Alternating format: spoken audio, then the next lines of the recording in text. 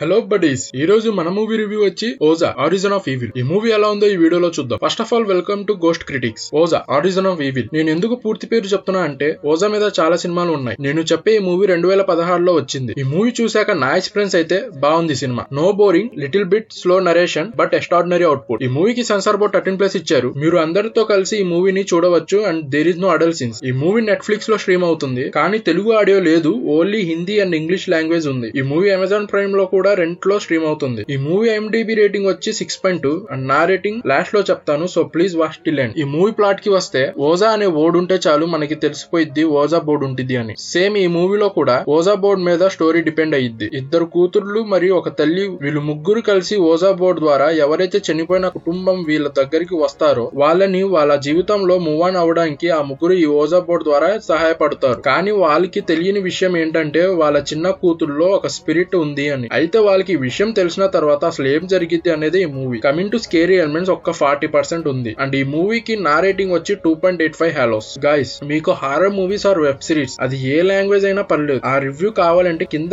Comment box లో comment చేయండి, నేను రివ్యూ ఇస్తాను. ఈ ఛానల్ ని సబ్స్క్రైబ్ చేయండి, లైక్ చేయండి, ఈ ఛానల్ ని సపోర్ట్ చేయండి. That's it guys, thank you for watching this video.